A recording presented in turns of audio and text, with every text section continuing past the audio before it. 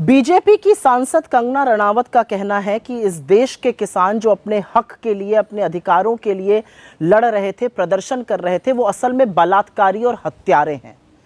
इस बात को कहने के बाद बीजेपी बिल्कुल चुप है, सरकार कन्नी काटने की कोशिश कर रही है।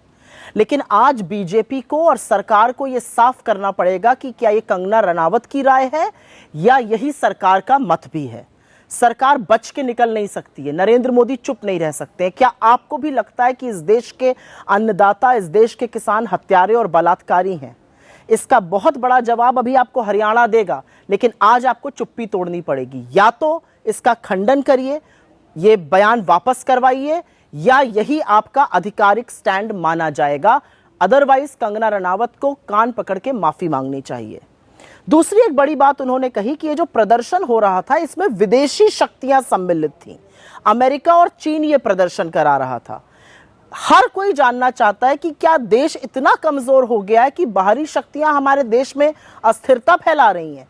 क्या नरेंद्र मोदी की नाक के नीचे देश इतना कमजोर होता जा रहा है कि बाहरी शक्तियां आके यहां पर बवाल मचा रही हैं? और अगर ऐसा है तो यह बड़ा गंभीर मामला है।